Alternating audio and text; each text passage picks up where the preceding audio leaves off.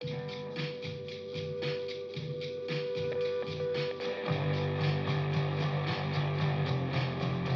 going on, guys? Welcome back to Varsity for Day. So, I've been playing with my weathering techniques.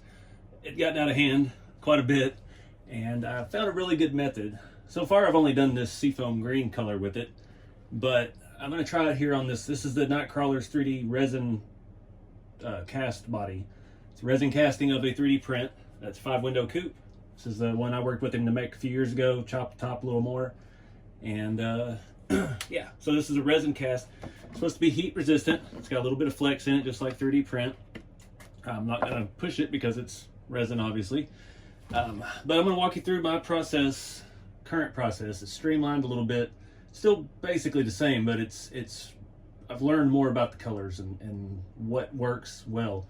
So on these cabs, these awesome design cabs that I sell for the rat rod kits, they are black to start with, which makes it a lot easier. So we've got to do an extra step with this. We're going to start with the black. Well, first thing I got to do, just going to come through with a small file and knock some of the burrs out of these windows and some of the edges. It's just part of resin casting. I've seen stuff like that before on model cars and things. So we're going to clean up those edges, then we're going to paint it black. And then we're not going to sand the black because I need a good black base coat. And then we're going to come back with the red primer, and then we're going to start sanding that. Bring some of the black through. Try not to bring out any of the white. And then after that, we'll do a light coat of the color. That's where I've done this body twice in this color now, and it's working out perfect. The black makes the red look different shades. Really worked out well. It's going to be tricky sanding to not get down to the white, so we're going to do the black coat pretty thick. This body is super smooth to start with, so that should alleviate some of that. These are SLS printed. They have a texture, but they don't have a lot of print lines. You can see some of the inner structure of the body actually shows through on the print. It's kind of cool looking. It looks like a real car because if you imagine that's been sitting in a pasture for years, that inner structure in the door, it's been beat up against, so that is going to kind of show through in the patina. I think that's a really cool side effect of that. But this isn't going to have any of that since it's all nice and smooth. But we're going to start with the black base coat and then do the red, and then I haven't decided what color yet. But I want to test it out on this, see how it works out, and walk you through the new streamlined process. So I'm going to find a file and get started.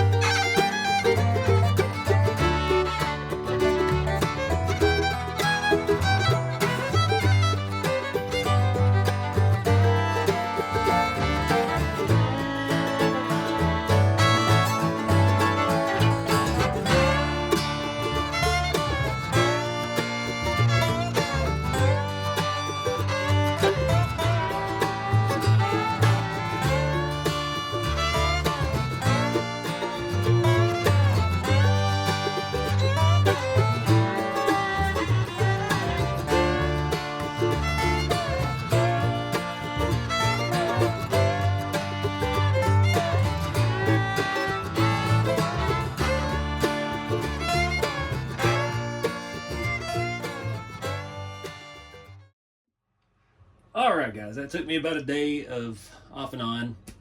I have to wait for each layer to dry fully. It was about 2 days technically. So the body took to it pretty well. Super smooth finish. Yeah, you can do this however you like.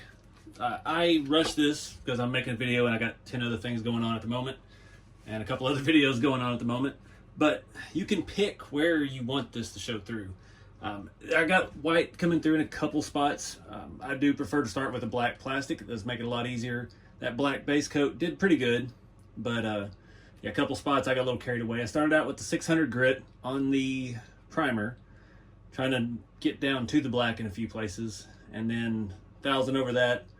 And then once we got the color on, this is Rust-Oleum Laurel Green, like Laurel, Mississippi town. It awesome looking color. But you can pick. I like I said, I rushed this. I wanted roof with primer showing through, the cowl, a little bit on the doors, and try not to get too much down into the edges so we didn't get the white popping through. But if this is your baby and you're taking your time with it, you can sit there. You can get those little, I think, what is it? Tamiya makes some little sanding things that look like Q-tips, but they're sandpaper, and you can get in all these little cracks and stuff. I like to just kind of roll with it. It's not really halfway doing it. It's kind of just letting the build look how it's going to look. I don't fine tune everything like that, but you could take it as in depth as you want. If you got you could look at a picture on a rusty car on the internet or one sitting in your neighbor's backyard and make the rust exactly where you want it to be. I just don't have the time to do that because I'm doing so much of this stuff. So it is what it is, but it's not impossible to do it less or more or whatever it is that your heart desires. So one thing that I've found, I sprayed that paint at the heat of the day yesterday. It was 107 degrees outside and it did not do well. So a lot of the edges and stuff, I got splatter, and I don't know how to describe it. I don't know if I didn't let the primer dry fully enough and it gassed out. I had a bunch of little pits in the paint, but the paint was still there.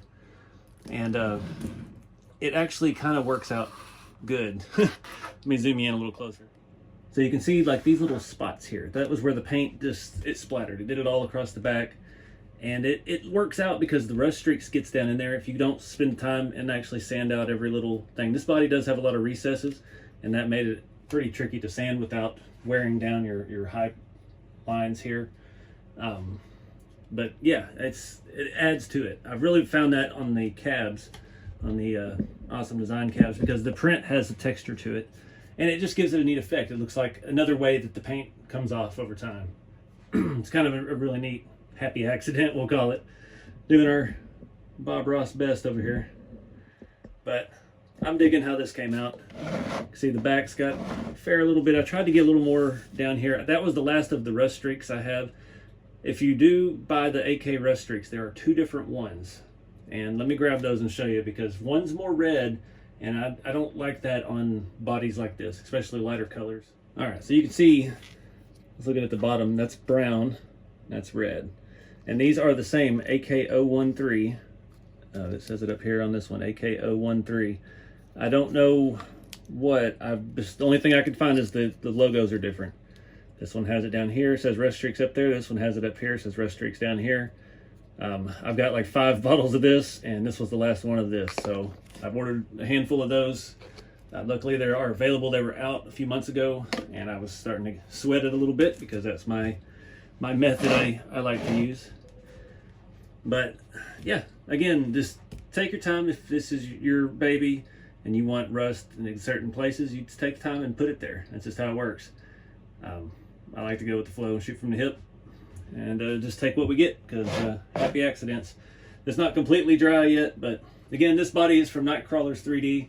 I'll put a link below to him. This is a resin casting of a 3D print.